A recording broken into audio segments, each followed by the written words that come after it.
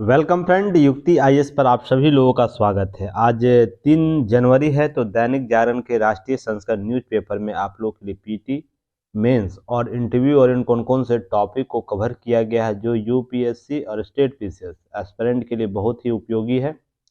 साथ ही साथ जितने भी कॉम्पिटेटिव एग्जाम आप लोग फील करते हो वो सेंट्रल गवर्नमेंट हो या स्टेट गवर्नमेंट हो, उससे रिलेटेड पीटी फैक्ट कौन कौन सी न्यूज़ है उस पर भी हम लोग चर्चा करेंगे। Very good.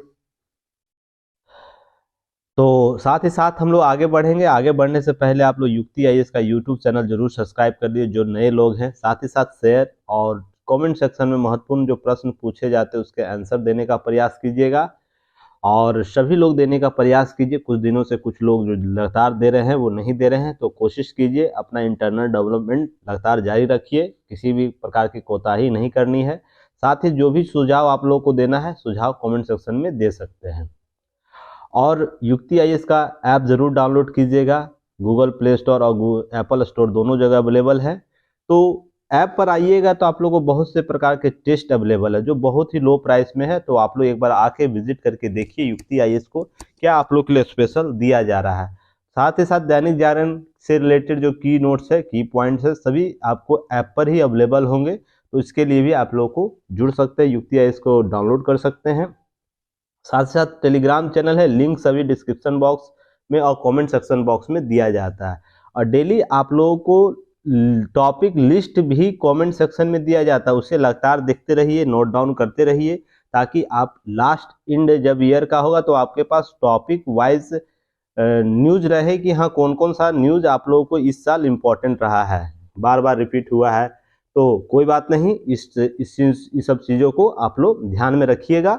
और साथ ही साथ GS booster, GS capsule 2.0 classes चल रही सभी एक्सपेरेंट के लिए, ऑल कॉम्पिटेटिव एग्जाम के लिए, वो यूपीएससी हो, स्टेट पीसीएस हो या वनडे कोई भी एग्जाम आप लोग कॉम्पिटेटिव एग्जाम फिल किए हुए हैं, एसएससी, रेलवे, बैंक, सभी के लिए यह पैकेज है। इसमें ऐसा कवर किया गया, ऐसे प्रोग्राम किया गया है जीएस कैप्सूल में जिसमें आप लो से लेकर हाई क्वालिटी के सभी चीज़ों को कवर कर सकते हैं। अभी क्लास स्टार्ट होगा, इस चीज़ को कवर किया जाएगा। तो चलिए सुप्रीम कोर्ट, अब हम लोग न्यूज़ पर आते हैं, आगे बढ़ते हैं। देखिए मैंने आप लोगों को यह न्यूज़ 17 और 25 दो दिन आप लोग को कवर किया नोटबंदी से संबंधित। तो 17 नवंबर और 25 नवंबर 2022 के वीडियो को जाके जरूर देखिएगा ताकि नोटबंदी से संबंधित जो बैकग्राउंड चल रहा था ना, जो नोटबंदी किया गया था उसके बाद जो वाद आए थे सुप्रीम कोर्ट में, तो उससे संबंधित क्या क्या चीज़ें की गई है कवर, उसको हम लोग चर्चा कर चुके हैं 17 से 25 नवंबर। उसी का एक फैसला आया और आज एक रोड मैप तैयार हुआ और उन लोगों के लिए एक बहुत बड़ा आप लोगों को तमाचा है। समझिएगा कि हर मुद्दे पर है ना सरकार को प्रश्नगत करते हैं, हर मुद्दे पर समस्याओं का है ना किसी समस्या का समाधान करने के लिए संवाद की स्थिति न कर कर केवल प्रतिवाद करने का प्रयास करते हैं। इस पर खुला तमाचा सुप्रीम कोर्ट के द्वारा दिया गया। मैं ये शब्द इसलिए यूज कर रहा हूँ ना, आपको लगातार मैं बोलता हूँ ना, वाद संवाद, वाद प्रतिवाद और संवाद आपको लानी चाहिए। सभी सिस्टम में प्रतिवाद और संवाद लाने चाहिए। अगर कोई वाद है तो प्रतिवाद जरूर कीजिए पर उसके बाद संवाद लाइए। सभी पार्टियों को चाहिए था कि सभी राजनीतिक पार्टियों को चाहिए था कि हाँ सरकार ने ये किया है तो क्यों किया। अब देखिए इसके पीछे सरकार का कोई भी, सरकार कभी भी काम करती है ना, सरकार के दो ही रहते, या तो एक पक्ष में पूरा सिस्टम रहेगा या पूरा विपक्ष में होगा। पर पक्ष वाले सिस्टम में जो लोग रहते हैं ना, वो विपक्ष वाले के मोटेलॉजी में या तो उस प्रकार के लॉबी में ना फंस जाते, ट्रैप्ड हो जाते। और अधिक प्रभाव क्या होता है, नेगेटिव नेगेटिव जो बातें फैलाई जाती है, इसमें पूरा कुनबा लगा हुआ, पूरा सिस्टम लगा हुआ नेगेटिविटी बढ़ाने के लिए। माना जा सकता है कि जो नोटबंदी किया गया था उसमें समस्याएं लोगों को हुई थी, पर समस्या हमारे पास क्यों ऐसी आ गई जब सरकार को नोटबंदी करने की जरूरत पड़ गई। उससे पहले क्या ऐसी स्थिति हुई थी या नहीं हुई थी, इन सभी चीज़ों को हम लोग कवर कर चुके हैं पहले भी। तो आप जाके 17 और 25 नवंबर के वीडियो को जरूर देखिए। हम आज इस फैसले पर चर्चा करेंगे, क्या इसके मायने निकलते हैं। देखिए केंद्र सरकार के नोटबंदी फैसले पर सुप्रीम कोर्ट ने अपनी मुहर लगा दी है। उनका बोलना है कि 5 जजों के संविधान पीठ में 4-1 का बहुमत, अर्थात संविधान पीठ में 4 समर्थन में, एक बिना समर्थन थे, उनके विरोध में थे, अर्थात कहने का मतलब उसके विपरीत बात की। चलिए कोई बात नहीं, इन सब चीज़ों को कवर करना। मैं देख रहा हूँ कैप्सूल जीएस कैप्सूल सीरीज भी चल रहा है, उसमें कुछ कमेंट सेक्शन में आया है। आज मैं क्लास नहीं ले रहा हूँ जीएस कैप्सूल, मॉर्निंग 11 में नाइट में लेता हूँ। हालांकि आज लिंक शेयर हुआ होगा ना, उसमें ऑटो मोड में हो गया था, इसलिए गलती से ये सब चीज़ें मेरी फोटो पिक्चर स्लाइड हो गया, इसलिए क्षमा कीजिएगा। जायसवाल सर ही 11 बजे का क्लास लेंगे। तो चलिए, इसलिए नोटबंदी की घोषणा करने वाले 8 नवंबर 2016 की अधिसूचना रद्द करने लायक नहीं है, यह बात की गई है सुप्रीम कोर्ट के द्वारा। जस्टिस बी नागरत्नम के द्वारा यह बोला गया है कि बहुमत से असहमति व्यक्त करते हुए अलग दिए गए फैसले में कहा है कि नोटबंदी का फैसला राष्ट्र के लिए बेहतरी के उद्देश्य से लिया गया था, लेकिन कानूनी आधार पर इसकी प्रक्रिया दूषित थी। इनका कानूनी आधार जो प्रक्रिया अपनाया गया था आरबीआई एक्ट के तहत, उसमें कुछ चीजें स्पष्ट नहीं की गई थी। और मैं पहले ही आपको 24 और 17 नवंबर के वीडियो में एनालिसिस कर चुका हूं, वो प्रक्रिया की क्या थी। तो पहले के जो पुराने नए स्टूडेंट है वो जाके उस डेट के वीडियो को देख लीजिए। जो पुराने स्टूडेंट है जिनको पता है क्या हुआ है, बस उसमें चीजें को बैकग्राउंड में याद रखिएगा, नहीं तो चीजें देखिए बहुत लंबा हो जाएगा। आज बहुत ही इंपॉर्टेंट आप लोगों को टॉपिक एक कवर करने वालों नीचे जाके, जिसमें पीटी मेंस और खासकर इंटरव्यू के लिए बहुत ही इंपॉर्टेंट है वो टॉपिक। तो हम लोग बात करने वाले हैं आगे, तो तब तक समय बनाइएगा। अब देखिए, इसमें जो संविधान पीठ गठित किया गया है ना, उसका नाम जरूर याद रखिएगा। इस प्रकार के संविधान पीठ से भी प्रश्न पूछे जाते हैं कोई भी किसी भी एग्जाम में। तो सबसे पहले क्वेश्चन आंसर आप एक दीजिए, संविधान पीठ क्या होता है। ये मैं लगातार आप लोगों से पूछता हूं, अभी तक सबसे बड़ा संविधान पीठ किस मामले में आ चुका है या बैठा है, ठीक ना। और संविधान पीठ में सबसे पहले महिला कौन शामिल हुई थी, किसी भी संविधान पीठ का निर्माण किया गया था उसमें सबसे पहले महिला न्यायाधीश कौन शामिल हुई थी। चलिए, आप लोग ये सब प्रश्न का उत्तर आप लोग कमेंट सेक्शन में दीजिएगा, सभी की चर्चा पहले हो चुकी है। तो इन सब चीजों को कवर करना है और पूरा करना है, तो इन सब चीजों को आप लोग को क्या करना है, ध्यान देना है। कोई बात नहीं, चलिए इस सब चीजों को हम लोग आगे देखते चलेंगे। साथ ही साथ क्या है मामला यह जानिए कि 8 नवंबर 2016 को सरकार 500, 1000 रुपये के नोट बंद की और परेशानियां लोगों जो लोग कतार में खड़ा हुए थे इन सब चीजों को लेकर, यही विवाद का कारण था। आरबीआई एक्ट के तहत इसकी चर्चा की गई थी और सुप्रीम कोर्ट में 58 याचिकाएं लंबित की गई थी, नोटिस की गई थी या नोटिफाई किया गया था। यहाँ देखिए, दो चीजें आप लोग को याद रखना है। जस्टिस बी गवई जो बहुमत का फैसला उनके द्वारा क्या कहा गया, इसे याद रखिएगा। क्या उनके कहा, नोटबंदी के फैसले से जनता को परेशानी हुई, सिर्फ इस आधार पर इसे खारिज नहीं किया जा सकता कि सार्वजनिक हित को व्यक्तिगत हित की प्राथमिकता दी जाए। और आप लोग को मैं कितनी दफा बोला हूं क्लास में या तो जो भी बातें मैं करता हूं, सबसे पहले सार्वजनिक हित ही सबसे इंपॉर्टेंट होते हैं। राज्य कभी भी युक्ति प्रतिबंध लगाता है ना, उसके पीछे क्या होता है, मकसद सार्वजनिक हित रहते हैं। या विभिन्न रूप से हम ये समझे कि विभिन्न डायस्पोरा किस रूप से काम कर रहा है। कोई भी नियम कानून लाने से पहले हम व्यक्तिगत हितों को ध्यान अलग कर देते हैं, उससे पीएम, प्रधानमंत्री, राष्ट्रपति या तो अन्य व्यक्ति कैसे प्रभावित होंगे वो ज्यादा इंपॉर्टेंट नहीं है। हमारा भारत के लोग कितने प्रभावित होंगे ये सबसे ज्यादा इंपॉर्टेंट, वो किस रूप से काम करेंगे, इस प्रकार किस रूप से इसे किया जाएगा, ये सब मुद्दे पर है ना हम लोग चर्चा करेंगे। और लगातार इस पर हम लोग आप लोगों को पॉलिटिक्स क्लास में बताया हूँ, युक्ति प्रतिबंध के संदर्भ में ये कॉन्सेप्ट कितना इंपॉर्टेंट है, यहीं से डायरेक्ट आपको मेंस का प्रश्न बनाया जा सकता है। तो आप ये सब चीजों को कवर करना है, ध्यान रखिएगा। ये सब टैग लाइन आप लोगों को मैं लगातार इसलिए बताता हूँ ना कि आप लोग एक्टिव मोड में काम कर सके, इसलिए मैं लगातार ये सब चीजों को कवर करता हूं।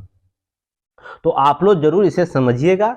नेक्स्ट है आरबीआई धारा 26(2) की चर्चा रही थी, जिसमें आपको नोटबंदी के संदर्भ में अधिसूचना गैर कानूनी थी, नोटबंदी की प्रक्रिया दूषित थी। इस प्रक्रिया को लागू करने 2016 का अध्यादेश और 2017 का कानून गैर कानूनी बताया गया है, बीवी नागरत्ना जी हैं उनके द्वारा। तो यहाँ पे याद रखिएगा, दो चीज याद रखिएगा। अब मुझे एक प्रश्न का उत्तर आप लोग दीजिए, वर्तमान में कितनी महिला न्यायाधीश हैं सुप्रीम कोर्ट में। और कब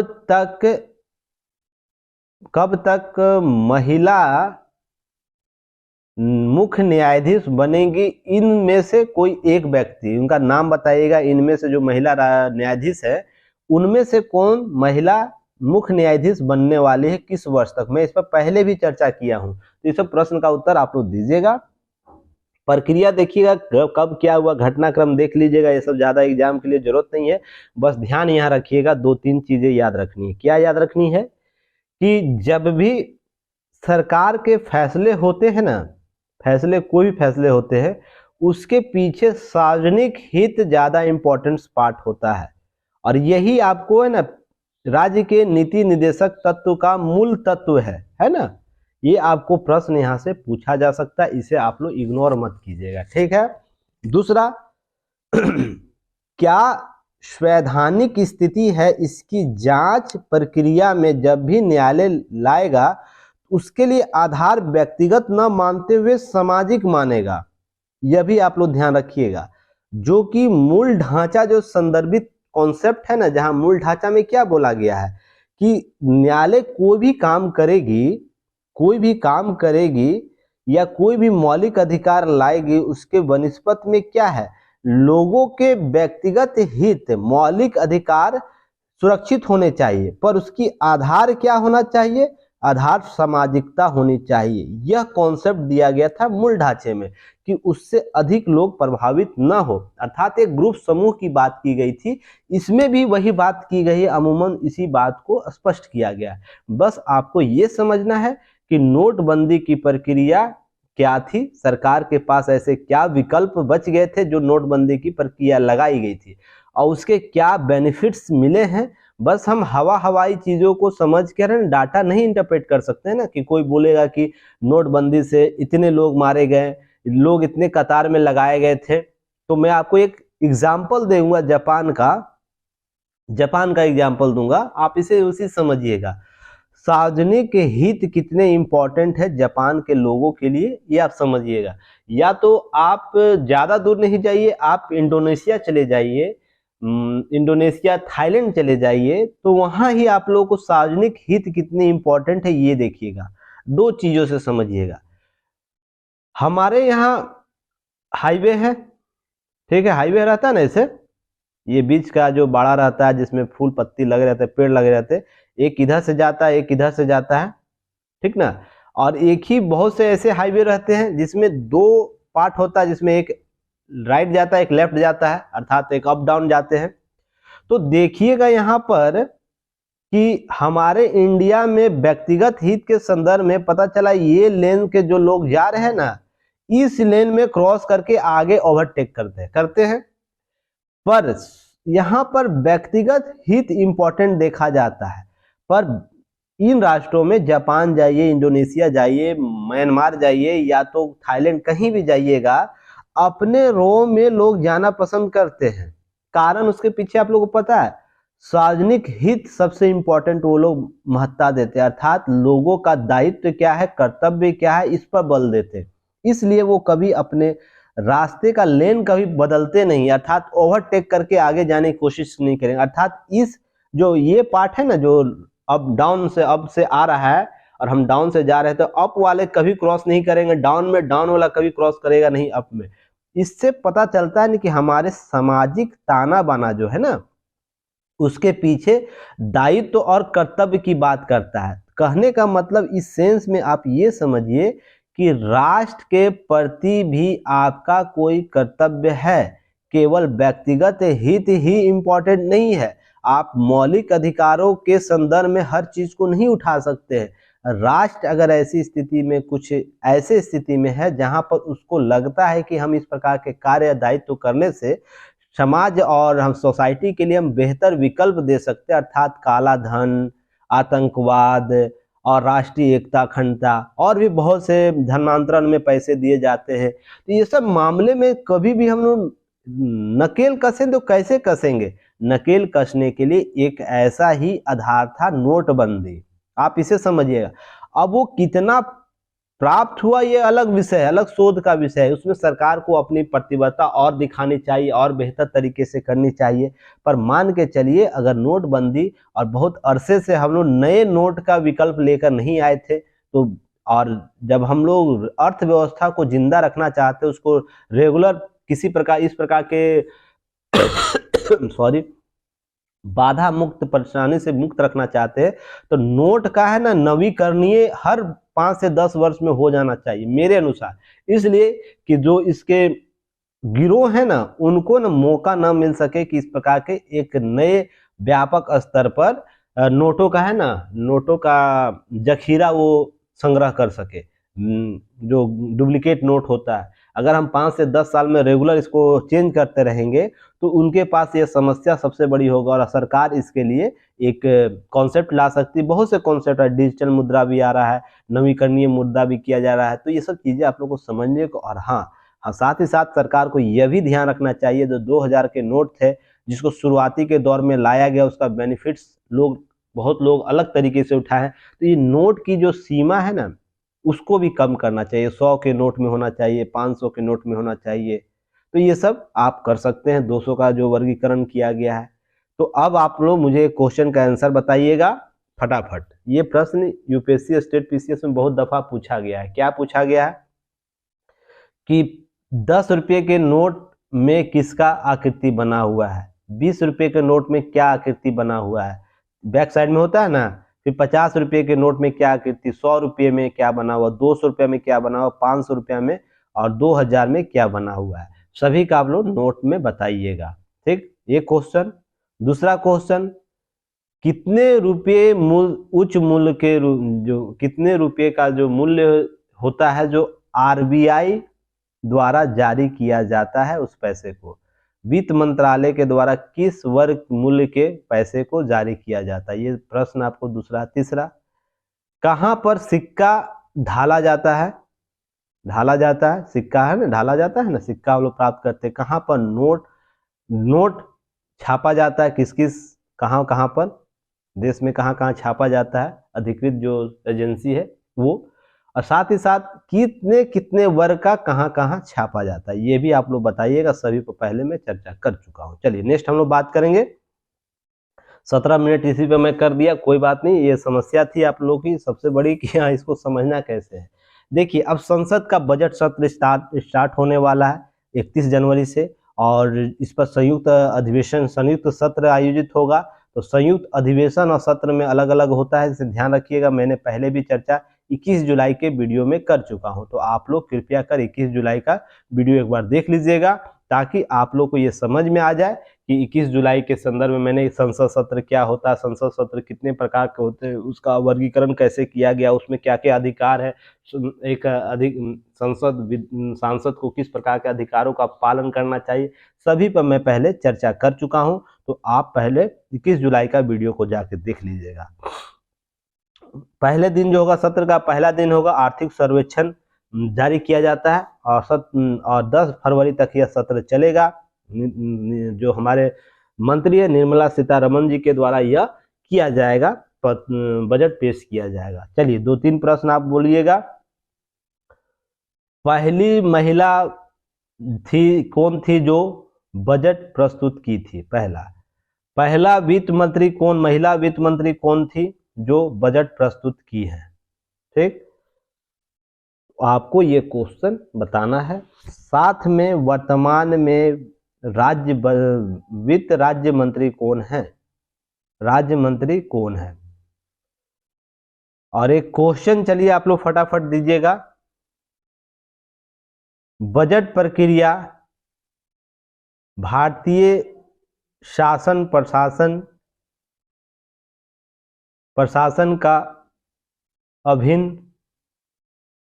प्रक्रिया माना जाता है। ठीक, इसके निर्माण से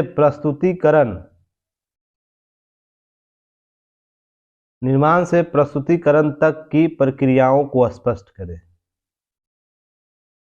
चलिए ये क्वेश्चन आपको 150 से 200 शब्दों में लिखकर ग्रुप में शेयर कर देना। ऐप का जो ग्रुप है कल का प्रश्न मैं नहीं चेक कर पाया, आज चेक कर लूँगा कल, क्योंकि कुछ विवाद हो गया था कुछ स्टूडेंटों के साथ, तो कुछ चीज़ें इधर उधर की हो गई थी, तो उसको सॉर्ट आउट कर रहा था मैं रात को 2 बजे 12-1 बजे तक, इसलिए अब सभी समान चीज़ें हो चुकी है।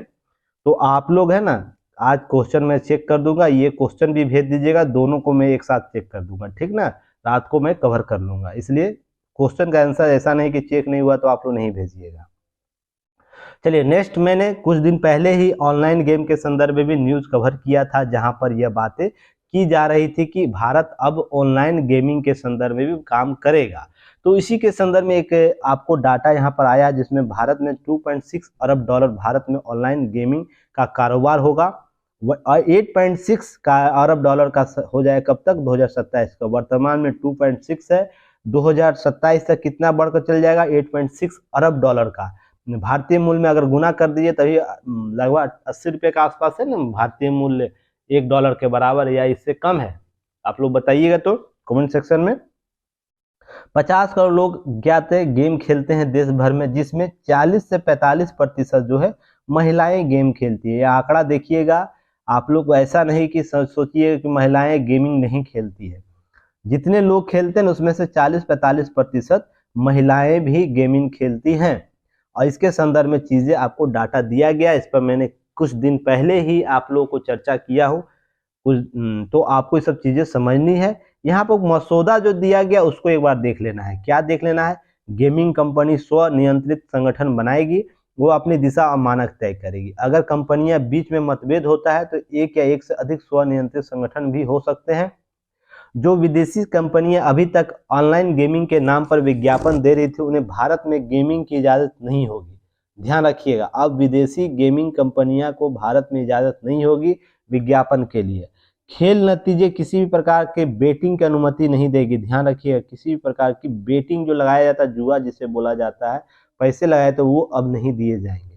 साथ ही साथ सभी गेमिंग कंपनियों को भारतीय मूल का शिकायत निपटारा अधिकारी नियुक्त करना होगा। उन्हें अपना फिजिकल पता और संपर्क नंबर भी देना होगा, अर्थात भारत में किसी भी जगह आपको एक ऑफिस खोलकर वहाँ एक प्रॉपर कॉन्सेप्ट के साथ ऑफिस खोल के वहाँ पर अधिकारी बैठाना होगा। किसी प्रकार का विवाद होता है डाटा इंटरप्रिटेशन का या डाटा किसी भी प्रकार का शिकायत हो तो उसके लिए आपको एक विजुअल ऑफिस होनी चाहिए। दूसरा, स्वनियंत्रित संगठन इस बात की निगरानी करेंगे कि गेमिंग कंपनी भारतीय कानून का पालन कर रही है या नहीं। यह भी एक इम्पॉर्टेंट पार्ट है इस मसौदे में। यहाँ पर याद रखिएगा, इलेक्ट्रॉनिक आईटी राज्य मंत्री जो है राजीव चंद्रशेखर जी ने बताया कि ऑनलाइन गेम अब इतने कारोबार में हम प्रोत्साहित करना चाहते हैं, इसके संदर्भ में कुछ नियम रेगुलेशन बनेंगे जिसके आधार पर और भी बेहतर वातावरण को स्थापित किया जा सके इस सब चीज़ों को। और इलेक्ट्रॉनिक्स और आईटी मंत्रालय से जुड़ा यह मसौदा होगा, तो ये सब चीज़ें अभी आपको अपडेट रखनी है। जब इस पर कुछ अधिनियम आएगा ना तब हम लोग चर्चा करेंगे। मसौदा बस मसौदे की तरह ही समझिए, बस रिव्यू के लिए रखिएगा आप लोग।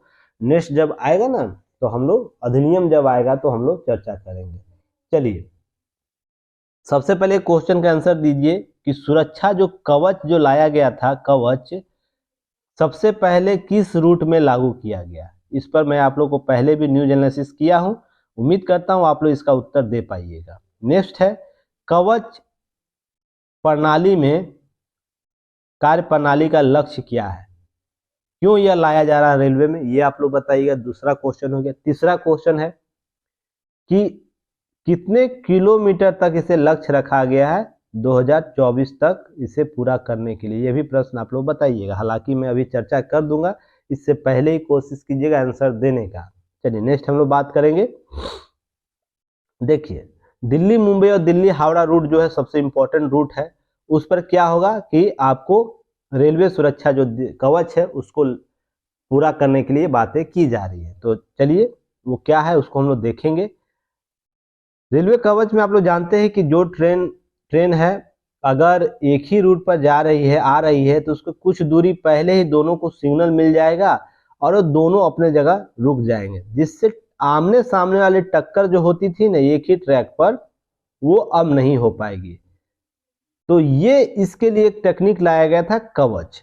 तो कवच का फुल फॉर्म क्या है ये भी आप लोग बताइएगा, क्योंकि सब पहले मैं कितनी दफा चर्चा कर चुका हूं और इससे कितने रिलेटेड स्लाइड पिक्चर आप लोगों को ग्रुप में शेयर किया हुआ, इसका कोई सीमा नहीं है। इसलिए उम्मीद करता हूँ इस सब चीज़ों पर बता कर मैं थोड़ा सा टाइम बचाऊंगा, इस सबको ना बताकर आप लोग इसे कवर कर लीजिएगा।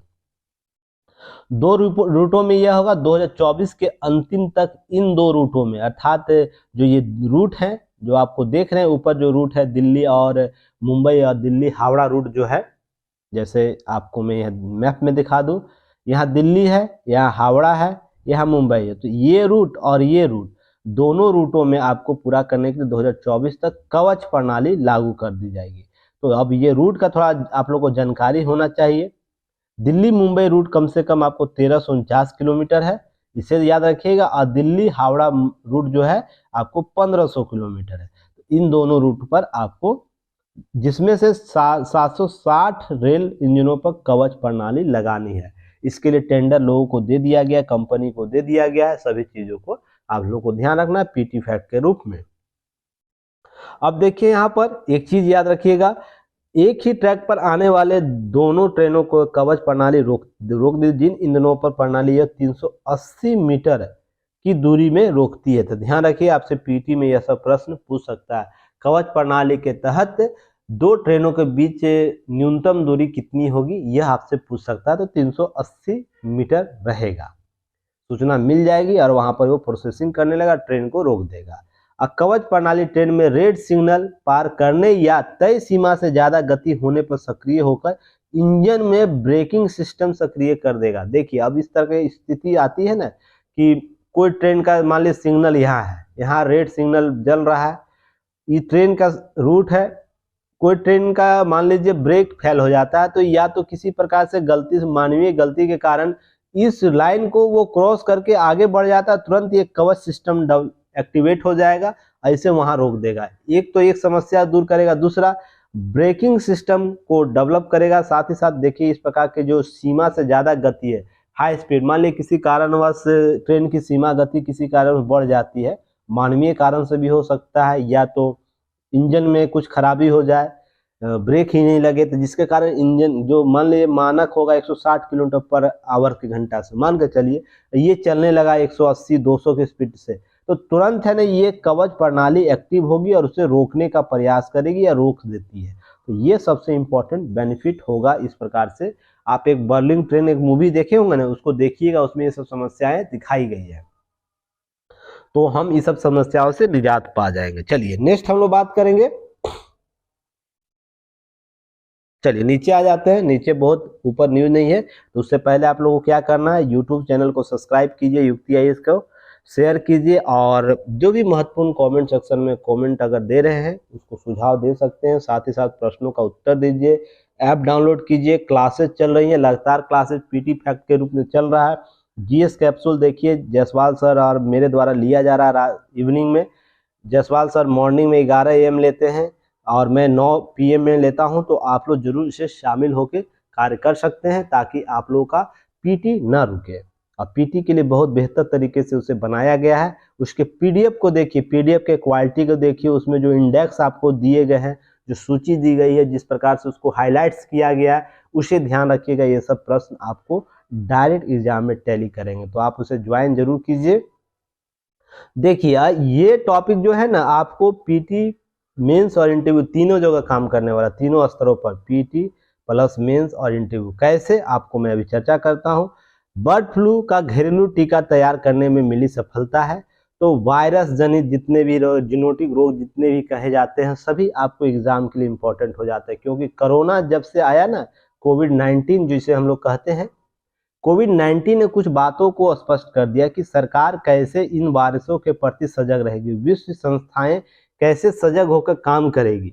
इसलिए बहुत से प्रश्न को ये खड़ा कर देता है, तो उसमें हम लोग इन सब चीजों को देखेंगे। तो जिसमें यह जेनेटिक रोग से संबंधित मैंने 24 जुलाई को न्यूज कवर किया हूं, ध्यान रखिएगा। उस 24 जुलाई के न्यूज को जाके एक बार जरूर देखिएगा, दैनिक जागरण न्यूज एनालिसिस को, और उस पर मैं विस्तृत चर्चा किया। यहाँ पर मैं जेनेटिक रोग के बारे में समझाते हुए कुछ अलग चीजें बताऊंगा, जो आप लोग को, आपको साइंस टेक के पेपर में भी काम देगा और वनडे एग्जाम जो होता है वहां भी काम देगा।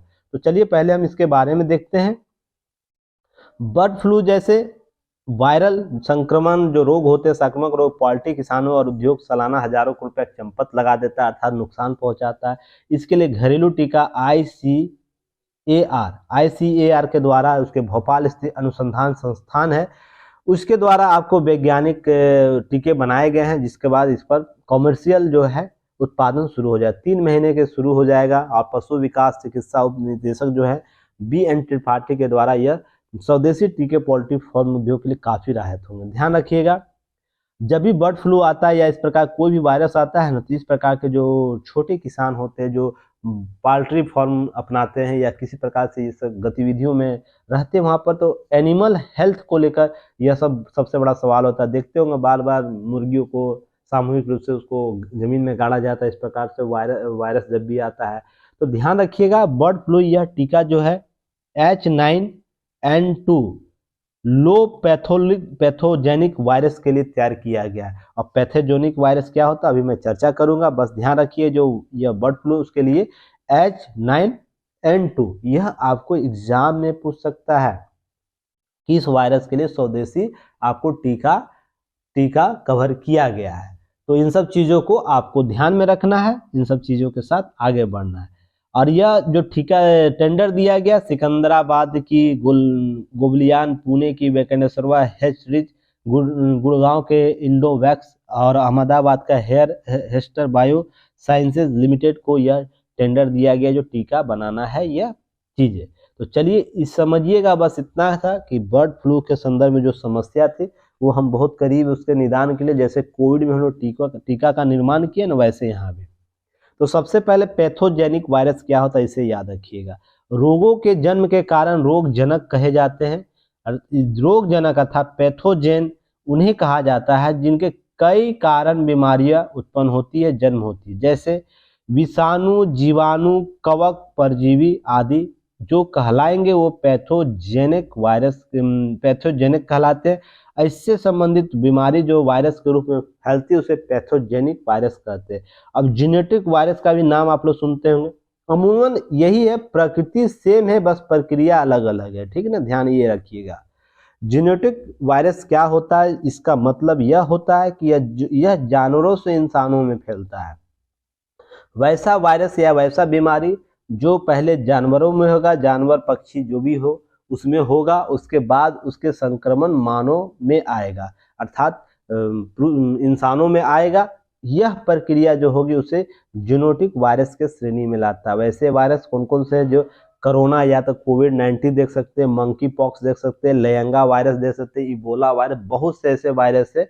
आप कमेंट सेक्शन में बताइएगा कि जेनेटिक वायरस कौन कौन से हैं, कुछ के नाम, ये 3 को छोड़कर बताइएगा। बहुत सारा नाम मैंने 24 जुलाई के आपको क्लास में लिया था, तो जिन लोगों ने किया होगा उसका लिस्ट जरूर बताइएगा, और जो नहीं किए वो प्रयास कीजिएगा सर्च करने का। तो ये सब चीज़ें आप लोगों को पता होना चाहिए। अब बर्ड फ्लू क्या होता है इसे भी देख लीजिए।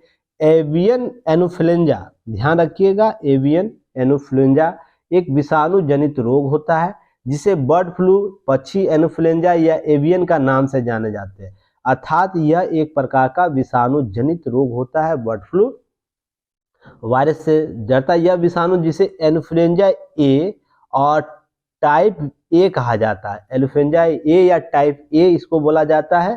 तो इसके लिए देखिए इसे विषाणु के रूप में वर्गीकृत किया जाता है, समानता यह पक्षियों में ही पाया जाता है। ध्यान रखिए, बर्ड फ्लू हमेशा पक्षियों में पाया जाएगा। हालांकि कभी कभी यह मानव सहित अन्य कई स्तनधारियों को संक्रमित करते हैं। आप लोग कुछ साल पहले ही बर्ड फ्लू हुआ था, बहुत से मुर्गियों को, पोल्ट्री फार्म के मुर्गियों को मारा गया था। आप लोग देखते होंगे, उस पर कुछ छिड़काव करके गाड़ा जाता है जमीन में, लाखों लाखों करोड़ों करोड़ पक्षियां बर्ड फ्लू के लगातार। हाल ही में देखे होंगे राजस्थान के क्षेत्र में गाय जो थी, गाय पशु थे, उसमें एक कुछ वायरस आया था, पिंकी वायरस उसको नाम दिया गया था, आप लोग पता होगा। बार बार उसको फुंसी हो जाता था, लगातार वो परेशान रहती थी, उसकी मृत्यु दर्द के कारण। ये सब वायरस लगातार आते हैं, उसका कारण मुख्यतः है प्राकृतिक जो संपदाओं के साथ हमने छेड़छाड़ किया है ना, उसके संदर्भ में। कोविड-19 का जो असर था, क्यों आया था, सभी को पता है, पर उस पर आज तक हम लोग किसी प्रकार के डाटा एनालिसिस बेहतर तरीके से नहीं कर सके, जवाबदेही नहीं बना पाए। तो ये सब समस्या जब भी हम लोग प्राकृतिक के साथ तालमेल उसका बिगाड़ते हैं ना, तो ये सब चीज़ें हमारे सिस्टम में डेवलप होता है। तो ध्यान रखिएगा, समानता या पक्षियों जब मानव संक्रमित करता है तो इसे एनफ्लुएंजा सर्वेसन ज्वर कहा जाता है, एनफ्लुएंजा कहा जाता है। जब इस प्रकार के वायरस मानव को संक्रमित करते हैं तो उसको एनफ्लुएंजा के रूप में जाना जाता है। नेक्स्ट है H5N1 ब्लड फ्लू का समान रूप है। तो इसमें ध्यान रखिएगा, इसमें कौन सा ब्लड फ्लू का आपको किया गया है, यहाँ पर लिखा गया है ना, देखिए यहाँ पर चर्चा होगा, ध्यान रखिएगा। समान रूप से H5 और N1 ब्लड फ्लू के नाम से जाना जाता है। तो इसमें H9N2 का टीका बनाया गया पैथोजेनिक वायरस का। तो आपको ध्यान रखिएगा, ये सब चीज़ें आपको याद होनी चाहिए।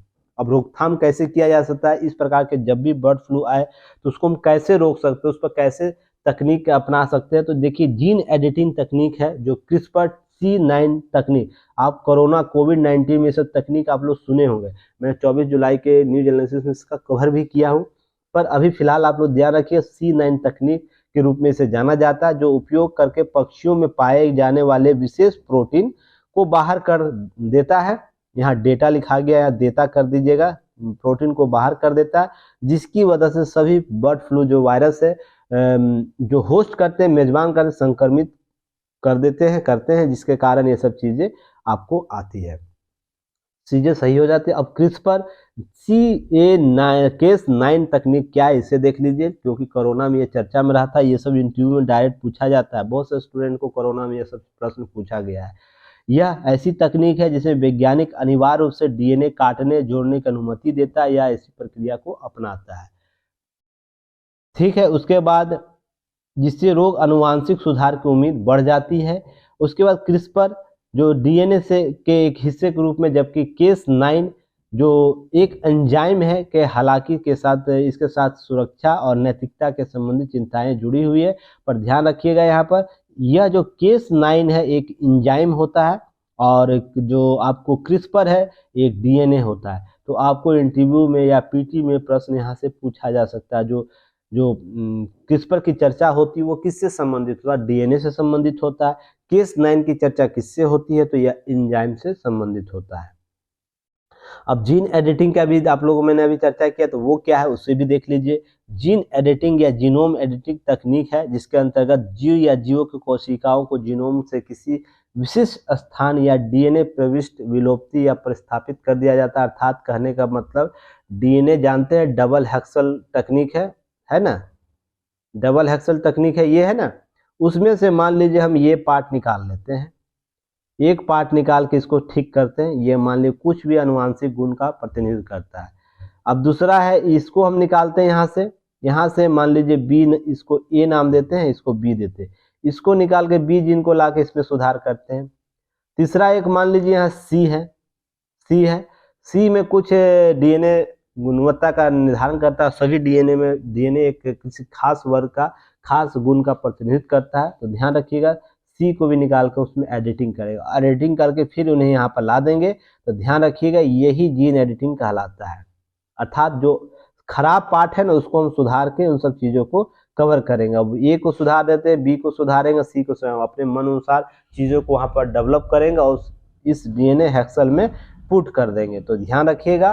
और चलिए एक प्रश्न का उत्तर आप लोग दीजिएगा कि डीएनए की सबसे पहली खोज किसने की थी, इसका नाम सबसे पहले कौन दिया, प्रयोगशाला में डीएनए को किसने सबसे पहले बताया कि यहाँ प्रयोग किया था कि द्विकुंडलीय है। तो ये सब प्रश्न आपको बताइएगा, लगातार प्रश्न ये सब पूछा जाता है करंट में, आपको साइंस के पेपर में पूछा जाता है।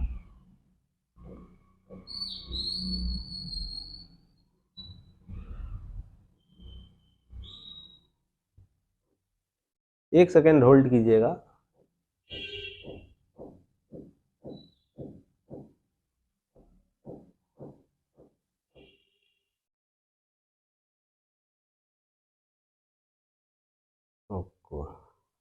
कुछ कुछ कमेंट आप लोग का देखते हैं, हमको कभी कभी हंसी लगता है आप लोग पर। चलिए, बदमाश जनरल डायर, अच्छा रूबी जी बोल रही नोट्स कब डाल दीजिएगा। ओके, पहले टॉपिक खत्म होगा रूबी जी तब ना डालूंगा। टॉपिक जब खत्म हो जाएगा एक साथ ना आएगा, नहीं तो पता चलेगा आप लोग पहले ही पढ़ लिए समझे नहीं और आप लोग दूसरी चीज करना शुरू कर दिए। इसलिए टॉपिक समाप्त हो जाएगा, नोट्स अपडेट हो जाएगा, टेंशन नहीं लीजिए आप लोग। और जो चीजें मैं आप लोग को यहाँ पर टीम हमारी सिखा रही है ना, बस सीखिए आप लोग। लास्ट में आप लोग इसका इतना प्रश्न आप लोग से पूछा जाता है ना, अगर उसी प्रश्न को ध्यान में रखिएगा आप लोग का सिलेक्शन हो जाएगा। चलिए कोई बात नहीं। अब देखिए इसी में देखिए भारतीय किसान अनुसंधान परिषद की आप लोग चर्चा होनी चाहिए, इसको जानना चाहिए। ICAR कृषि अनुसंधान जो शिक्षा विभाग है, कृषि मंत्रालय भारत सरकार के स्वायत्त शासित संस्था है, जिसकी स्थापना 16 जुलाई 1929 में imperial council of agriculture research के नाम से की गई थी। कब की गई थी? 1929 में। यह परिषद देश में बागवानी, मात्स्यिकी, पशु विज्ञान सहित कृषि के क्षेत्र में समन्वय, मार्गदर्शन और अनुसंधान प्रबंधन के साथ साथ शिक्षा का सर्वोच्च निकाय है, नवाचार है, ये सब करता है। अब दो तीन चीजें चलिए मैं आगे बात करूंगा, आपको कुछ नाम बताता हूँ वायरस जनित और कुछ चीजों को उसको याद रखना है, एक बार रिवाइज जरूर कर लीजिएगा। जैसे पहले आपको यहाँ मैं बताता हूँ, जैसे आपको पादप रोग में जो होते हैं, पादप रोग में जीवाणु से जनित जो रोग होंगे, जीवाणु, एक सेकंड इसको पतला कर दूं ताकि आप लोग को लिखने में मुझे आसानी हो। चलिए, पादप रोग जो होते हैं, पादप में जो रोग होते हैं उसमें जीवाणु से जो आपको जीवाणु जनित जो वायरस होते हैं, कारक होते हैं। नींबू आपको याद रखना, नींबू में केसर जो, नींबू के कैंकर रोग, आलू का विष्ट रोग, गेहूं में टेंगू रोग, यह सभी जीवाणु के कारण होते हैं। धान में जो अंगमारी रोग होता है, गन्ने में लाल धार हो जाता है गन्ने के फसल में, यह सभी जीवाणु से होते हैं। इसके वाहक कौन कौन से, इसको थोड़ा सा आप है ना साइंस के पेपर में जाके इसे सर्च कर लीजिएगा, इसको जरूर देखिएगा ताकि एग्जाम में आपको जब भी पूछे। अब कवक जनित रोग है, पादप रोग कौन सा है उसे याद रखिएगा, जिसमें आपको धान का बंठ याद रखिएगा, आपको ना कवक जनित, तो धान का बंठ है ना याद रखिएगा, यह प्रश्न में पूछा जाता है। गेहूं का आपको करनाल याद रखना, ये भी प्रश्न पूछा जाता है, जो करनाल बंठ होता है क्या होता है। गेहूं का जो लाल विगलन होता है, गन्ने का लाल विगलन, अर्थात लाल विगलन जो होगा कवक के तहत होता है, वो देखिएगा, वो भी आपको प्रश्न पूछता है। बाजरे का अर्गट रोग जो होता है वो कवक के कारण होता है, तो वो भी आपको प्रश्न पूछता है। ये सब लिस्ट याद रखिएगा। अब विषाणु जनित रोग कौन होता है, पादप में कौन कौन सा होता है उसे भी याद रखिएगा। जैसे गाजर में लाल पत्ती हो जाता है, हरा पत्ती होना चाहिए पर लाल पत्ती हो जाता है, तो ये किस विषाणु के कारण होता है, तो ये भी आप लोग को याद रखना है। उसी तरीके से आप लोग को याद रखना है कि तंबाकू में मंजोक रोग होगा, मोजेक या मंजोक रोग बोला जाता है। मोजेक रोग वायरस के कारण होता है, ये किस वायरस के कारण होता है, जिसे TMV वायरस हम लोग कहते हैं। और आलू, और ये सबसे पहले खोजे जाने वाले वायरस के रूप में भी जाना जाता है, इसलिए ये सब चीजें याद रखिएगा। नेक्स्ट है आपको आलू का हो गया, तंबाकू का हो गया, आलू का मोजेक रोग भी याद रखिएगा, ये भी आपको प्रश्न पूछ सकता है। मोजेक जो वायरस जो होता है किस वायरस के कारण होता है। अब इसी तरीके से देखिए दो तीन चीजें याद रखिएगा, क्या कि जैसे मानव में भी कौन कौन से होते हैं उसको भी याद रखना है।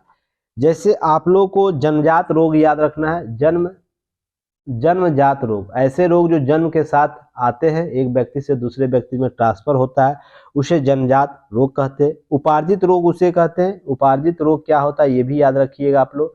उपार्जित रोग उसे कहते हैं जो मनुष्य जीवन काल में उपस्थित होते हैं, पूरे जीवन काल में उपस्थित होगा। यह रोग जो है सूक्ष्म जीवों द्वारा किसी अंग को प्रभावित किया जाता है या खराबी कारण से होते हैं, जैसे संक्रामक रोग, जैसे हम लोग, और आक्रामक रोग जो कहा जाता है, जैसे हम लोग अभी कोरोना के कारण संक्रामक हुए हैं ना, उसी प्रकार से प्रत्यक्ष कहलाएंगे तो संक्रामक रोग कहलाएगा, इसी श्रेणी में आएगा, उपार्जित श्रेणी में आता है। तो ये सब चीजें याद रखिएगा। जैसे क्षय रोग हुआ संक्रामक में, इसे मैं थोड़ा सा अलग कर देता हूँ। जो एक्वायर्ड डिजीज होगा, जिसे हम लोग उपार्जित रोग कहते हैं, वो दो प्रकार के होंगे। तो एक होगा आपको क्या होगा, संक्रामक रोग या कम्युनिकेशनल जो रोग होता है, डिजीज होता है, जैसे कोरोना होगा, आपको क्षय रोग होगा, या तो फिर हैजा होगा, इन्फ्लुएंजा होगा। इस प्रकार से बहुत से आपको वायरस होंगे। एक होगा आक्रामक रोग, ऐसे रोग जो प्रत्यक्ष या परोक्ष रूप से व्यक्ति एक दूसरे व्यक्ति को संक्रमित नहीं करते हैं, अर्थात यह मानो इसका कारक नहीं होगा, ठीक ना, इसका अन्य कारक होगा, जैसे रिकेट्स होगा, विटामिन प्रोटीन्स होगा, कैंसर होगा, कैंसर, उसके बाद एलर्जी होगा। तो ये अन्य भी कारक है, इसके लिए मानव कारक नहीं है, ठीक ना। तो इसे असंक्रामक रोग या नॉन कम्युनिकेबल डिजीज कहा जाता है। तो ये याद रखिएगा, ये सब प्रश्न आपको पूछा जाता है। अब देखिएगा, ध्यान में रखिएगा, चिकित्सीय परीक्षण में कुछ कुछ चीजों को याद रखिएगा, जैसे ईसीजी क्या होता है, इसको आप लोग जरूर देखिएगा। इंडोकार्डियोग्राफी क्या होता है, ईईजी क्या होता है, ये सब जानते हैं। प्रश्न डायरेक्ट आपको एग्जाम में पूछे जाते हैं। जैसे इलेक्ट्रोसेफलोग्राम क्या होता है, इसी के बाद ईएमआई क्या होता है। ईएमआई कहने का मतलब इलेक्ट्रोमैग्नेटो इंसेफेलोग्राफी क्या होता है, ये सब आपको प्रश्न पूछा जा सकता है। टोमोग्राफी क्या होता है, टोमोग्राफी क्या होता है, ये सब जानते हैं। इस सब का उत्तर आप लोग लिख के ना ग्रुप में शेयर किए, ताकि आप लोग एक्टिव मोड में काम करिए। ये सब प्रश्न आपको डायरेक्ट है ना साइंस एंड टेक वाले पार्ट में, या तो साइंस जो स्टेट पीसीएस में आप लोग देते हैं वहां पूछ सकता है। इसी तरीके से देखिए, दो तीन चीजें याद रखिएगा। मानव में जो रोग होते हैं उसमें प्रोटोजोआ से कौन कौन से रोग प्रभावित होते हैं, जैसे कालाजार प्रोटोजोआ से प्रभावित होता है। उसके बाद पेचिस जो रोग होता है जो आपको, उसके बाद मलेरिया, सभी क्या से, प्रोटोजोआ से होंगे।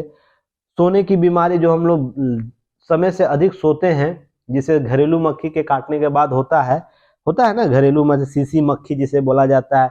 पायरिया, दांतों में जो बीमारी होती है पायरिया, वो सब बीमारी क्या है, प्रोटोजोआ से संबंधित होती है। ये सब प्रश्न आपको डायरेक्ट साइंस वाले पार्ट में प्रश्न पूछ सकता है, और ये सब बीपीएससी हो, यूपी पीसीएस हो, और भी स्टेट पीसीएस, वहां का फेवरेट क्वेश्चन होता है। आप इसको आप कवर कीजिएगा। अब है विषाणु, वायरस से जनित होता है, विषाणु से, वायरस से कौन कौन सा होगा, तो याद रखिएगा चेचक याद रखिएगा सबसे पहले। उसके बाद खसरा याद रखिएगा।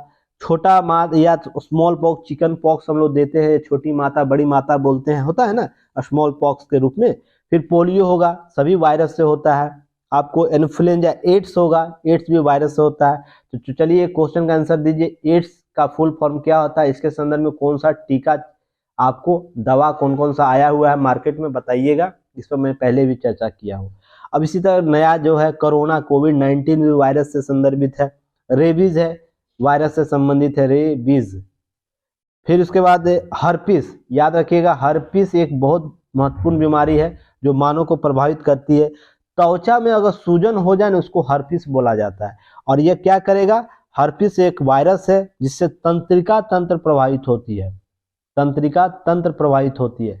और किस बीमारी से कौन सा अंग प्रभावित होता है, ये भी आप लोगों को याद रखना चाहिए। ये सब लिस्ट है, डायरेक्ट एग्जाम में पूछा जाता है। जैसे चेचक में संपूर्ण है ना, संपूर्ण आपको अंग प्रभावित होगा। खसरा में संपूर्ण शरीर प्रभावित होगा। पोलियो में तंत्रिका तंत्र प्रभावित होता है। इसी तरह एड्स में क्या होगा, एड्स में जो प्रतिरक्षा प्रणाली है, WC व्हाइट ब्लड सेल है, वो प्रभावित होता है। और एनोफिलेंजा में आपको संपूर्ण है। इसी तरह हेपेटाइटिस बी, जो आप लोगों को नाम सुनते होंगे, या पीलिया जो भी हम लोग भी बोलते हैं कभी कभी, तो इससे यकृत प्रभावित होगा। यकृत अर्थात किडनी जो होता है वो प्रभावित होगा। उसके बाद मेनिंजाइटिस एक बीमारी है, मेनिंजाइटिस जो विषाणु से होता है, उसमें प्रभावित अंग क्या है, मस्तिष्क है। ये सब देखिएगा, आपको प्रीवियस ईयर क्वेश्चन पलटिएगा, देखिएगा ये सब प्रश्न आपको वहां मिलता है या नहीं मिलता है। इसी प्रकार से आपको जीवाणु से बहुत जीवाणु जनित बीमारी होगा, जैसे कोढ़ होगा, कोढ़ हम लोग बोलते हैं ना, हैजा, क्षय रोग, प्लेग, काली खांसी, सिफिलिस, निमोनिया, गोनोनिया जिसमें मूत्र मार्ग में सूजन हो जाता है, और टिटनस, आपको सब जीवाणु से, बैक्टीरिया से उत्पन्न होते हैं। और इसमें कौन कौन सा प्रभावित अंग होता है, सभी का आप दे सकते हैं। फिर उसके बाद कवक से कौन कौन से होंगे, तो कवक से एथलीट रोग जो होता है मानव में, या तो एथलीट फूड, या आपको जानवरों में भी ये प्रॉब्लम होता है। ये सब चीजों को याद रखना है। फिर उसके बाद आपको क्या इसको बोलते हैं, स्क्रेबीज याद रखिएगा, स्क्रेबीज, जिसमें हम लोग खाज खुजली का बात बोलते हैं ना, तुमको खुजली हो गया, नहाते नहीं हो ना, उसके लिए कवक जिम्मेवार है। तो इसके लिए त्वचा खुजली होती है, सफेद दाग हो जाते हैं, उसके बाद ये सब चीज़ें आप लोग को याद रखनी है, तन किस भाग को प्रभावित करता है, और कुछ महत्वपूर्ण टीके का नाम याद रखिएगा, उसका लिस्ट आप लोग कमेंट सेक्शन में बताइए जो मैं पूछ रहा हूँ उसका। चेचक का खोज का आविष्कार किसने किया था? तपेदिक टीबी का किसने किया? टिटनस का किसने किया? पेनिसिलिन पेनिसिलिन का निर्माण किसने किया? उसके बाद आपको पोलियो की खोज, टीका की खोज किसने की? खसरा की किसने की? फिर उसके बाद महत्वपूर्ण जो महत्वपूर्ण चिकित्सा सामग्री है उसका भी नाम आप लोग याद रखिएगा। ये सब चीजें ना स्वयं के स्तर पर भी कीजिए, अगर आपको एग्जाम क्लियर करना है ना तो ये सब चीजें आपको करनी ही होगी, ताकि आप लोग का जो सिलेक्शन हो उसके लिए आधार केवल एक नहीं हो। अब बताइए, सब के प्रश्न आपको दैनिक जागरण न्यूज एनालिसिस में करा दिया जा रहा है, तो क्या पीटी के प्रश्न आपको कवर नहीं होंगे? मेंस के टॉपिक कवर नहीं होगा? इंटरव्यू के टॉपिक कवर नहीं होगा? अब देखिए, इसमें इंटरव्यू डायरेक्ट केस क्या होता है, केस 9 क्या होता है। जब कोविड था ना, जब 22 के 20 और 21 के बीच में जितने भी इंटरव्यू हुए हैं ना, उसमें ये सब टॉपिक बहुत फेवरेट थे। अभी भी कोरोना का चर्चा हुआ तो जिनका 22 में इंटरव्यू होगा उस सबसे ये प्रश्न पूछा जाएगा, जीन एडिटिंग क्या होता है, जीन कटिंग क्या होता है आपको, फिर केस 9 क्या है, उसके बाद आरएनए डीएनए क्या होता है, आरएन 1 क्या होता है। ये सब टॉपिक है ना, आपसे लगातार पूछे जाएंगे, इसलिए सारे चीज़ों को कवर कीजिए। और पहले ही मैंने 24 जुलाई 2022 की न्यूज़ में सारे चीज़ों को कवर कर चुका हूँ। उम्मीद करता हूँ जो चीज़ें बताई जा रही है उसको सीरियसली लीजिएगा, और जो चीज़ें आपको एग्जाम में डायरेक्ट टैली कर रहा है ना, तो उससे बाहर चीज़ों को पढ़ना भी नहीं है, और इधर उधर भटकने की जरूरत नहीं है कि चीज़ें होंगी या कवर नहीं होगी। आप एक बार तो मेहनत करके तो देखिए, समय दे के तो देखिए चीज़ें कितनी कवर होती है। अभी जितना बीमारी का नाम मैं यहाँ ले लिया, जाइए किताब में पलट के देखिएगा आपको मिलेगा कि नहीं मिलेगा, और उसी चीज़ को याद करना है। अब आप लोग याद नहीं कीजिए तो कैसे काम चलेगा। अब देखिए, देश में सब्जी आपूर्ति सफल रहा ऑपरेशन ग्रीन, तो सबसे पहले तो आप लोग ये क्वेश्चन का आंसर दीजिए यहाँ पर। ऑपरेशन ग्रीन को सफल बनाने के लिए किसान रेल चलाया गया था ना, या किसान उड़ान एक कॉन्सेप्ट लाया गया था। तो सर्वप्रथम किसान रेल कहां से कहां के बीच चलाया गया? वर्तमान में कितने किसान रेल चल रहे हैं, आप ये क्वेश्चन बताना है। तो 100वां किसान रेल कौन था, 500वां कौन था, 1000वां कौन था? आप इतना का हमको कम से कम उत्तर दीजिएगा, ये सब कहां कहां से चला है। तो ये सब याद रहना चाहिए आप लोग को, ताकि एग्जाम में कभी भी पीटी स्तर पर पूछ दे तो आप लोग कंफ्यूज नहीं रहिएगा। चलिए, किसान उड़ान योजना क्या है ये भी आप लोग बताइएगा। सबसे पहले मैंने चर्चा कर चुका हूं, इसलिए कि नई बात नहीं बता रहा हूं। जो लोग आप लोग पुराने हैं आप लोग जरूर दीजिएगा, नए वाले लोग थोड़ा वेट एंड वॉच करें। आपको लगेगा सर बार बार बोल रहे पहले का वीडियो देख लीजिए, तो जरूर प्लेलिस्ट जो 2022 का वो एक बार देखिए, समय निकाल निकाल के। चीजें आपकी अब 2023 में कम से कम 1 से 2 महीना तक रिपीट होने वाली है, इसलिए 1-2 महीने तक जो आपको एनालिसिस होगा ना, न्यूज एनालिसिस, उसमें पुराने ही वीडियो आपको पहले देखने होंगे। इसलिए जो नए स्टूडेंट है थोड़ा सब्र के साथ पुराने वीडियो को एक बार जाके देखिए, प्लेलिस्ट में आपको कवर हो जाएगा। चलिए, इसी में देखिए क्या है, कुछ आंकड़ा दिया गया है। तो सबसे पहले आप लोग को याद रखना है कि सब्जियों के लिए आपूर्ति ऑपरेशन ग्रीन सफलता मिलने के उतार चढ़ाव देखने ऑपरेशन ग्रीन लगभग 3 दर्जन परियोजनाओं पर काम शुरू किया, 2500 करोड़ खर्च करेगी।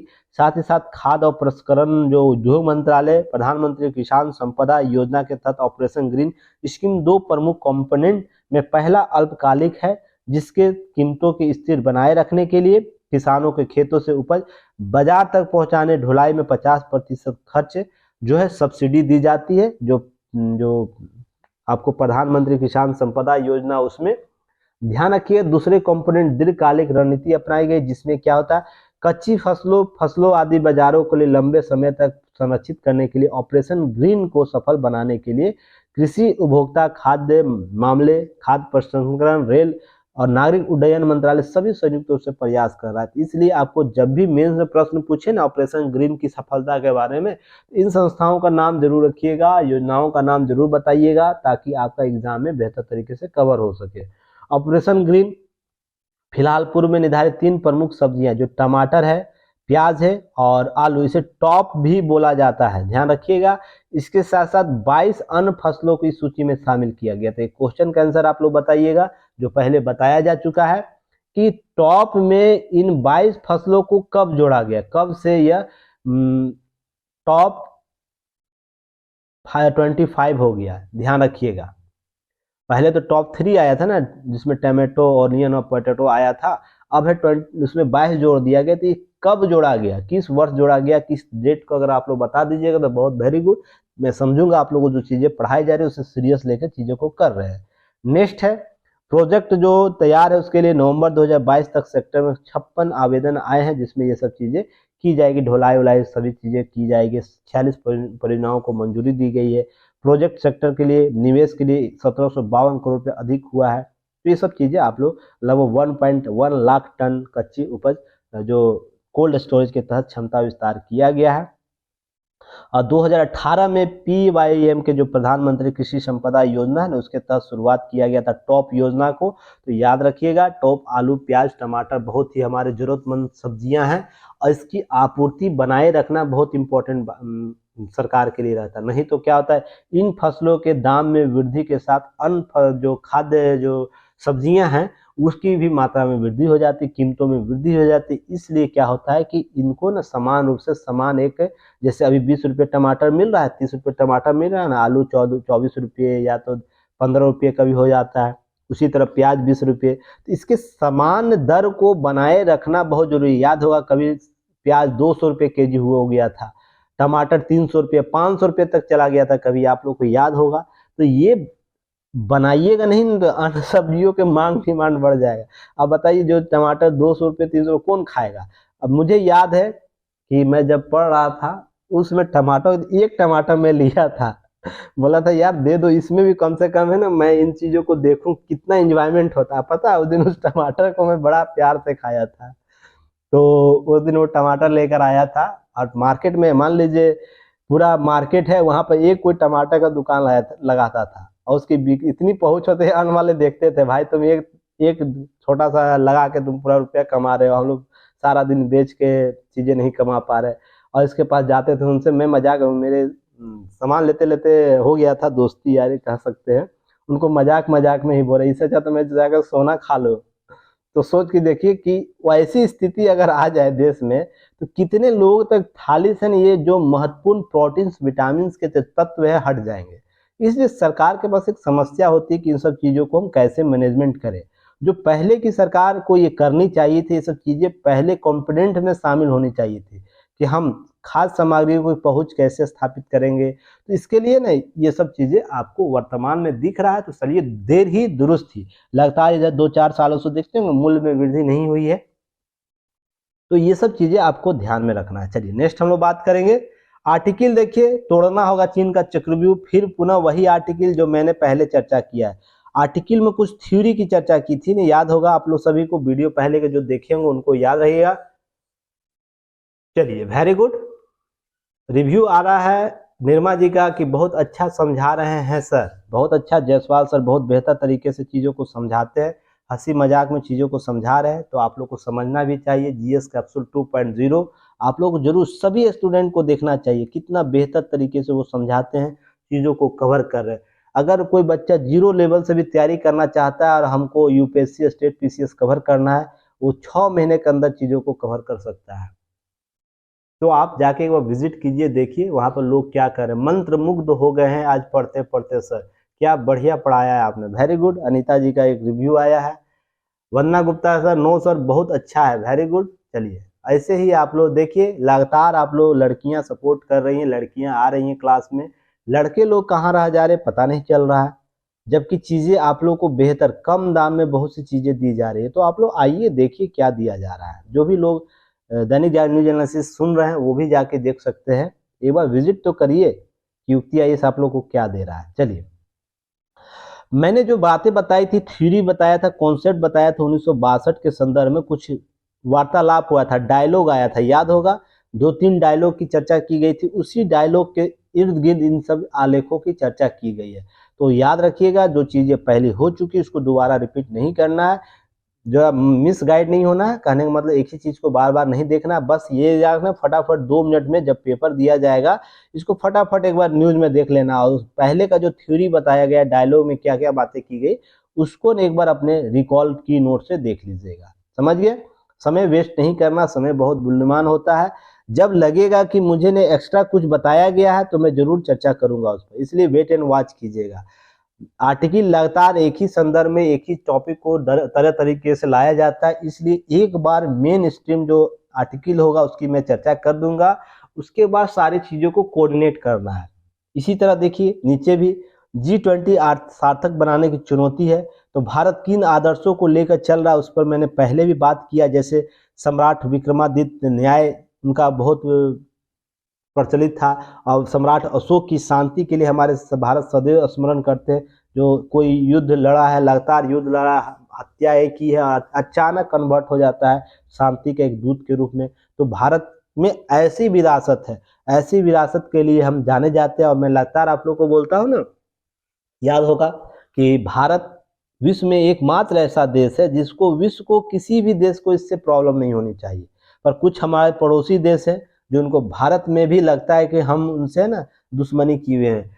हम ऐसी विरासत को लेके चलते हैं ना जहाँ पर समग्रता की बात की जाती है, समग्रता की, सहचर्य की बात की जाती है और सहभागिता की बात की जाती है।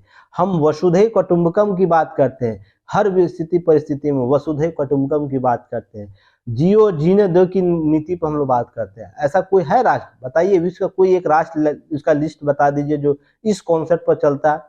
सभी है ना पहले अपने हित देखेंगे। अमेरिका हो जो नेतृत्व करना चाहता है, रूस हो जो नेतृत्व करना चाहता है, जापान हो रूस नेतृत्व करना चाहता है, या तो चीन है नेतृत्व करना चाहता है। विश्व का कोई ऐसा देश उठा के ले आइए जहां पर ये कॉन्सेप्ट वसुधैव कुटुंबकम की बात करता हो, सहचर्य की बात करता हो, जियो और जीने दो की बात करता हो। और जब हमारे आन बान शान पर कुछ चीजें आएंगी तो हम लोग उसका विरोध भी करने जानते हैं। तभी तो हम सर्जिकल स्ट्राइक किए हुए हैं, जाके उसकी भूमि में आतंकवादियों को मार कर आए। अब है कि अब इसको लेकर चीजों को मॉडरेट किया जाता है। तो उसी का हम लोग है ना G20 में भुनाएंगे। ये जो कॉन्सेप्ट हम लोग का है ना वसुधैव कुटुंबकम और हमारी पुरानी विरासत, सोच के देखिए। हमारे यहाँ मैं दो उदाहरण देता हूँ। हमारे यहाँ कुछ ऐसे राजा थे ना, शाम होने के बाद युद्ध नहीं करते थे। अगर किसी के गर्दन पर, किसी विरोधी के गर्दन पर भी तलवार है और शाम ढल गया ना, तो हमारे नैतिकता इतनी थी ना, उसके गर्दन से तलवार हटा लेते थे सूर्यास्त होने पर। कुछ ऐसे शासक हैं जो उनका कहना है कि मैं कुछ नाम ले दूंगा, लगेगा कि सर हाँ उधर फिर चले गए। कुछ ऐसे शासक है सारे युद्ध के नीतियों को ताक पर रख के युद्ध किए हैं। तो सोचिए देखिए, हम लोग युद्ध करने के क्रम में भी नैतिकता के पल को, नैतिकता के कॉन्सेप्ट को लेकर चलते, तो शांति के वर्षों में हम लोग क्या करेंगे, सोच के देखिए। ऐसे ही हमारे यहाँ बुद्ध उत्थान नहीं हो गया ना, ऐसे ही हमारे जैन उत्थान नहीं हो गया, या तो जो सिख उत्थान नहीं हो गया, या मुस्लिम पंथों का जो उत्थान है भारत में जो देखने को मिलता है, अन्य राष्ट्रों में उसकी उत्थान की प्रक्रिया नहीं देखने को मिलती। कारण उसके पीछे यही है कि हम लोग सहचर्य और सहभागिता के लेकर चलते हैं।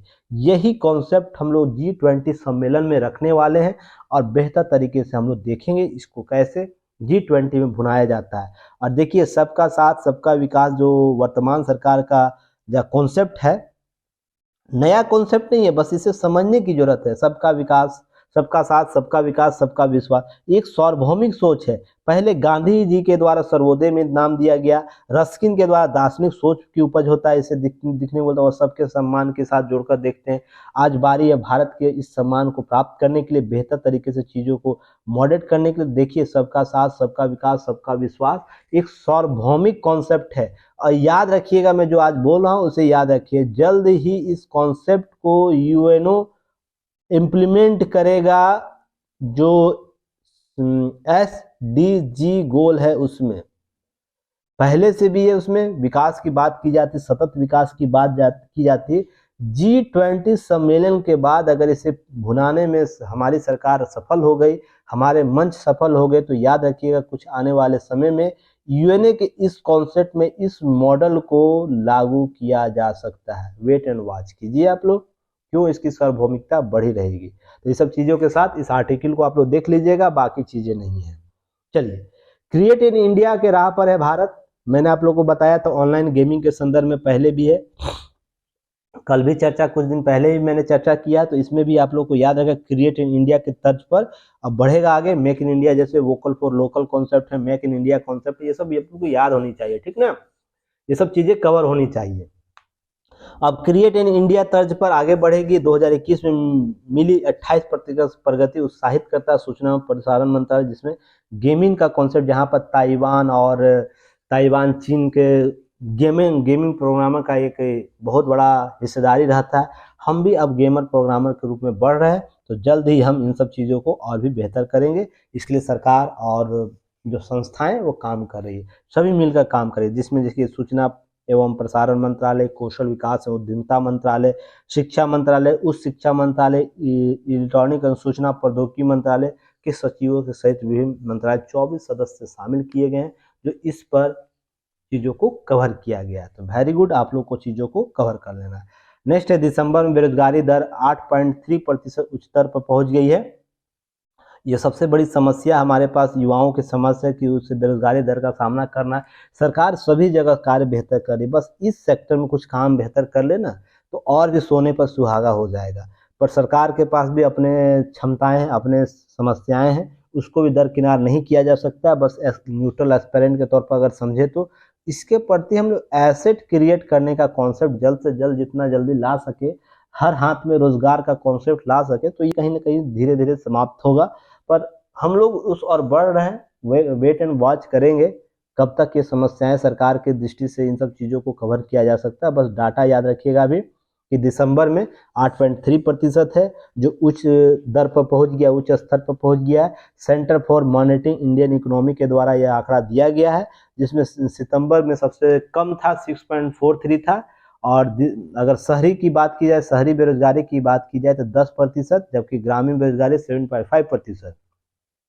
और राज्यों की बात की जाए तो हरियाणा सबसे ज़्यादा है, 37.4%, और उसके बाद राजस्थान 28.5%, दिल्ली 20.8%, बिहार 19.1%, झारखंड में है 18%। तो नंबर पर आता है, इसे याद रखिएगा। और इसके साथ साथ कुछ चीज़ें आप लोग को कवर कर लेनी है, और इसके अतिरिक्त कुछ जानकारी नहीं आ रही है।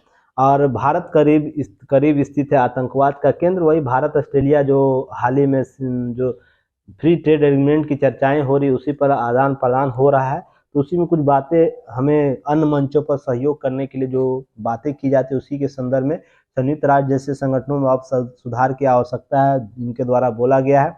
और ऑस्ट्रिया के जो विदेश मंत्री अलेक्जेंडर सलेनबर्ग, उनके द्वारा भी बातें की गई है। भारत जो एस जयशंकर, उनके द्वारा बोला गया कि हमारे पड़ोसी जो है, कुछ पड़ोसी ऐसे जो आतंकवाद का केंद्र है, उसे पर्दाफाश करना जरूरी है। तो इन सब चीज़ों को बहुत बेहतर तरीके से चीज़ों को कवर किया गया है। देखिए, अब बोल रही हैं निर्मा जी, बोल रही हैं मैं बहुत लेट से जुड़ी हूँ, तैयारी नहीं, डर लग रहा है। डर के आगे जीत है, टेंशन नहीं लीजिए। डर के आगे जीत है निर्मा जी, मैं कमेंट भी देख रहा हूँ आप लोगों का, इसीलिए टेंशन नहीं लीजिए। अमर सर के साथ, हमारी टीम के साथ हैं। आपको हर वो चीज़, डायरेक्ट एग्जाम में जब प्रश्न लड़ेंगे ना, तो आप लोग को देखिएगा कि जो आप लोग का कॉन्फिडेंस लेवल है ना, तुरंत 0 से 100% पा जाएगा एग्जाम हॉल में, जब फटाफट सारी चीज़ें आपके आंखों के नज़र के सामने से गुजरेगा। प्रीवियस ईयर क्वेश्चन आप लोग रिपीट करते रहिए, जो सर क्वेश्चन पूछते हैं, मैं क्वेश्चन जो पूछता हूँ उसका आंसर लगातार देते रहिए। डर को दूर करने का एकमात्र कारण है अभ्यास करना, उन सभी प्रश्नों को बार बार देखना, उन सभी टॉपिकों को बार बार देखना जो आपके लिए डर का कारक बनता है। तो डर को दूर करना है तो प्रीवियस ईयर क्वेश्चन को जरूर सभी लोग रिवाइज कीजिए। जो दैनिक जागरण न्यूज एनालिसिस देख रहे हैं, वो भी आप लोग भी प्रीवियस ईयर क्वेश्चन को रिवाइज कीजिए। सिलेबस को कमांड कीजिए, सिलेबस में अधिकतर उन चीज़ों को देखिए कि प्रीवियस ईयर क्वेश्चन कौन कौन से टॉपिक को कवर किया गया। और टेस्ट जरूर दीजिए, टेस्ट देने से आपके आकलन पता चलेंगे कि आकलन किस रूप से आपने किन तैयारी, कहीं भी क्लास करते युक्ति आईएएस का टेस्ट जरूर दीजिएगा। तो आपको है ना एक चीज समझ में आएगा कि क्वेश्चन जो आपने पढ़ा है, टॉपिक जो पढ़ा है, और एग्जाम का जो पैटर्न, उसके करीबी कितने सिली मिस्टेक आप लोग के द्वारा किया जाता है। हम लोग सिली मिस्टेक जो होता है ना, उसको पकड़ते हैं, सिली मिस्टेक को पकड़ते हैं, उसको हम लोग बेहतर करने का प्रयास करते हैं, ताकि आप में इंटरनल इम्प्रूवमेंट हो। आज का सेशन इतना ही। दैनिक जागरण न्यूज एनालिसिस भी कवर हो चुका है, तो इन सब चीज़ों को हम लोग फिर कल देखेंगे नए न्यूज एनालिसिस के साथ। उम्मीद करता हूँ जो भी चीज़ें बताई जा रही है, जो भी प्रश्न पूछे जाते हैं, उसको जरूर आप लोग लिखिएगा, शेयर कीजिएगा, और अपना इंटरनल डेवलपमेंट कीजिएगा। ऐप जरूर डाउनलोड कीजिए, वहाँ पर टेस्ट है, टेस्ट दीजिए और क्लासेज ज्वाइन कीजिए। चलिए धन्यवाद, जय हिंद।